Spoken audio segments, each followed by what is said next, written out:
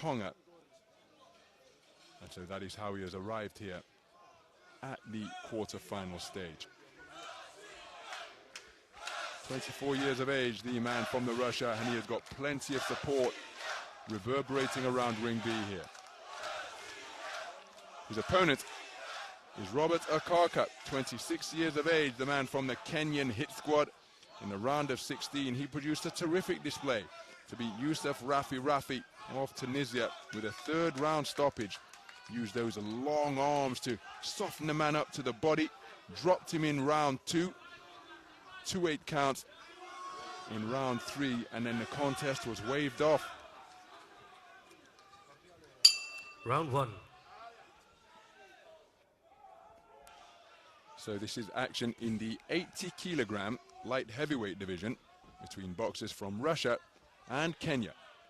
The man wearing red is Russia's Dzhambulat BIZHAMOV, the tournament number 3 seed, 24 years of age, and in the World Championships in 2021 in Belgrade,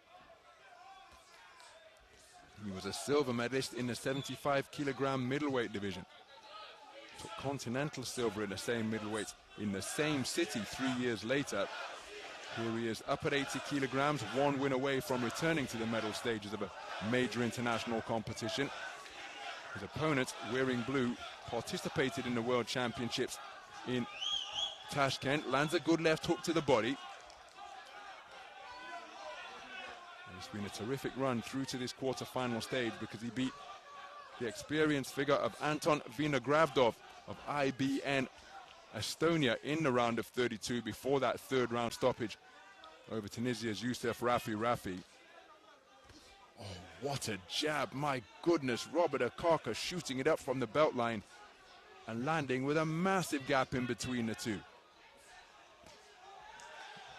Really does use straight punches well.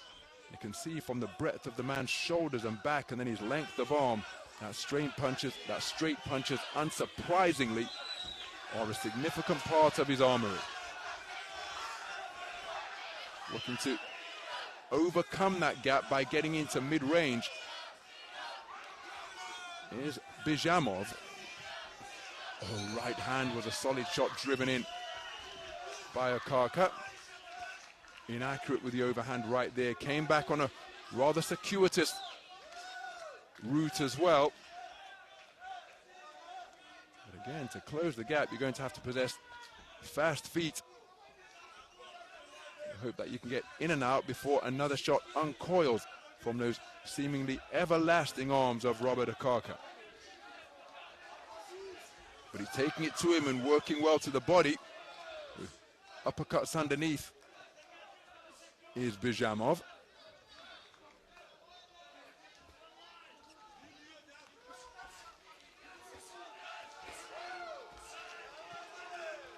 Good combination punching to pile up the points from BIZHAMOV. And he's the busier boxer through the first round. OKAKA trying to quicken his feet and get himself into his punching range, which won't necessarily be punching range for BIZHAMOV. There's a good scoring jab to the body. Can he get back to establishing that punch, which has served him so well in the tournament so far?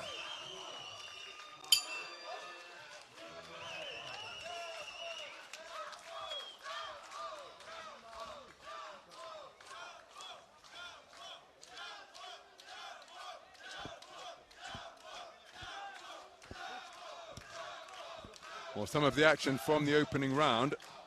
There was an early jab from OKAKA, but thereafter, the man in red was able to get busy at short and mid-range, touching shots underneath. And a 10-8 round, I think, is particularly harsh. My goodness, a 10-8 round.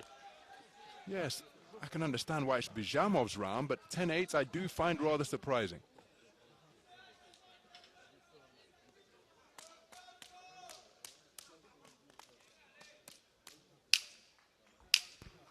Seconds out.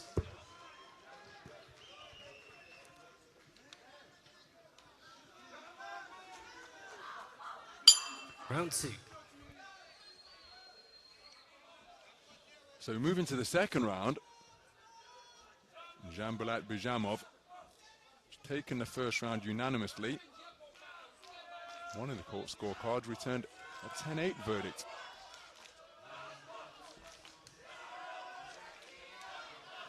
Which isn't what I saw over the course of the first 3 minutes, but again, that's completely irrelevant to the way this contest will be scored. And it's Dzhambulat growing in confidence now, bringing his backhand into play, just making OKAKA become a little bit disorganized. He's looking to get back to the left, right to the body.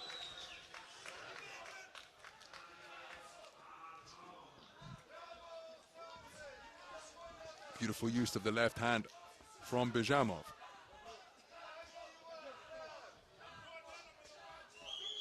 Nice right hand landed by OKAKA downstairs.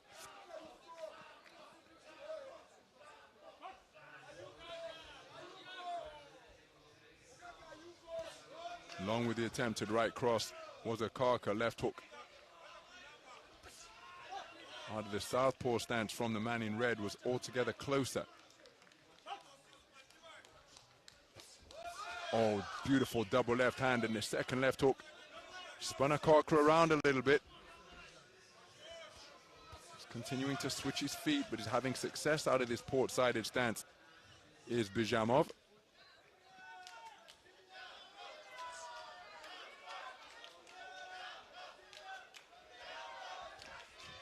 Right cross attempted to the body.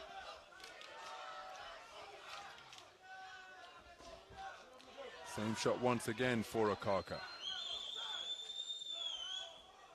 But I think his corner imploring him to be busier. He's spending an awful lot of time on the perimeter of the boxing ring.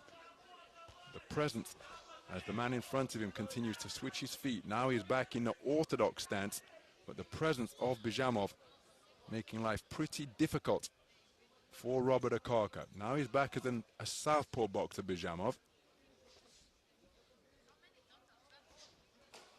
Orthodox once again, and scores with a good left hook downstairs.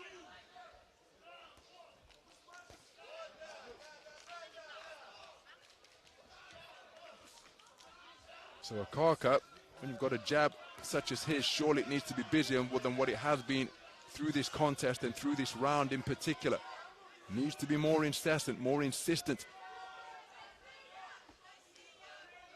Because when he does use that lead left hand, either whether it lands or whether it doesn't, it serves as a real deterrent, or at least something to be negotiated and negated for his opponent to get inside it. And I can tell you that just to the right of my commentary position here, his corner team were turning their palms up to the night sky at the open-air Dubai Duty-Free Tennis Center.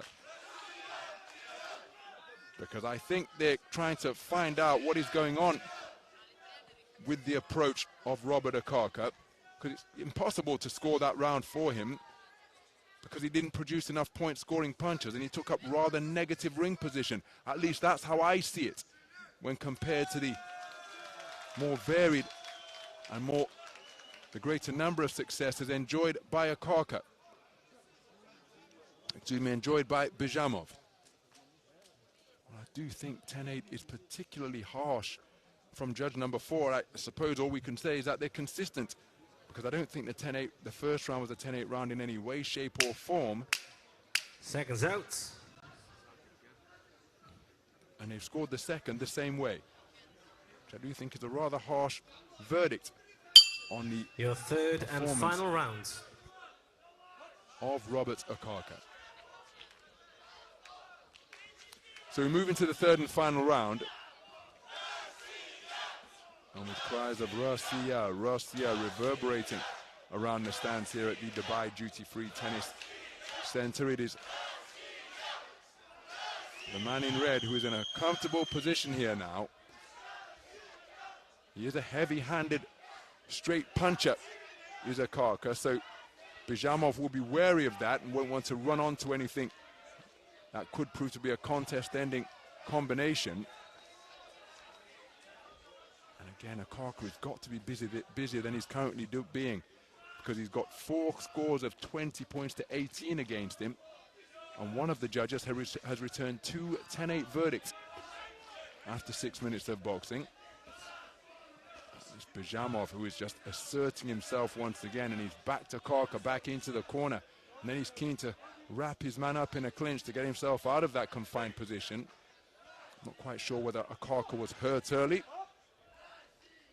but it's not been the same positive display that we've seen earlier on in the tournament. Robert OKAKA from the Kenyan hit squad. Of course, the opponent can have an awful lot to do with that, but there's a right hand over the top from OKAKA, perhaps his best backhand of the entire contest. But BIZHAMOV keeping his composure.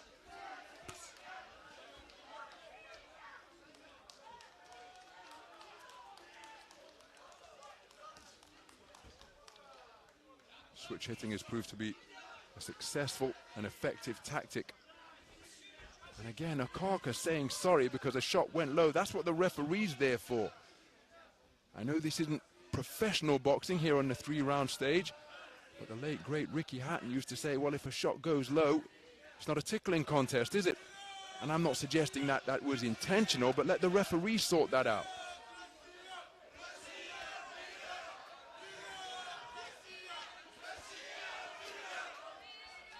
So OKAKA is trying to get some punches put together here now. But he needs a knockout.